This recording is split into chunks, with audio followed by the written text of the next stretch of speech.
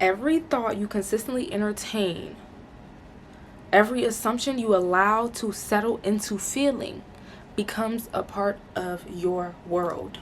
Clock that T. There are many things that we entertain that are not in alignment to where we want to go, and we have control over that. And I'm talking to my fucking self, okay? When I say this too, I'm also talking to you because obviously this is resonating. So, this is not wishful thinking. Let me read that first sentence together. Every thought you consistently entertain and every assumption you allow to settle into feeling becomes part of your world. When you assume something negative and then you start feeling a type of way, then that is what you are experiencing. That is your reality. That is your perception of what your life is. And it can be based upon things that are facts because they happened before, but those things do not matter moving forward. Those things don't matter getting to where you want to go. They only matter in the aspect of you not repeating the same thing. Okay? They don't matter in the aspect of that dictating your future. Okay? And sometimes we can take our past experience, and make an assumption for our future and let it settle into a feeling and then move from that when that is not what will get us in alignment to where we want to go.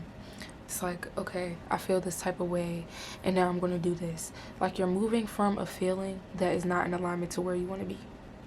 And you have to understand this and have to be able to take control over your thoughts and what it is that you are putting your energy into and what it is that you are persisting in assuming for yourself. And this is not wishful thinking. This is the structure of reality. Anything that has happened, any experience that you have had has first went through an internal funnel of you assuming that for yourself. Every single thing. Anything that you experience has to go through that internal process of you believing it to be true and you assuming that, even if it's unconscious, you have assumed that for yourself, and therefore that is what you experience. So everything begins and ends with consciousness. So guard your inner conversation. Speak only that which you desire to see manifest, and refuse to dwell in lack, even if your senses scream otherwise. Our senses are deceptive. Our reality is only catching up to the things that you assume for yourself. Reality is literally the past. Reality is based upon past assumptions, okay? Stay with me here.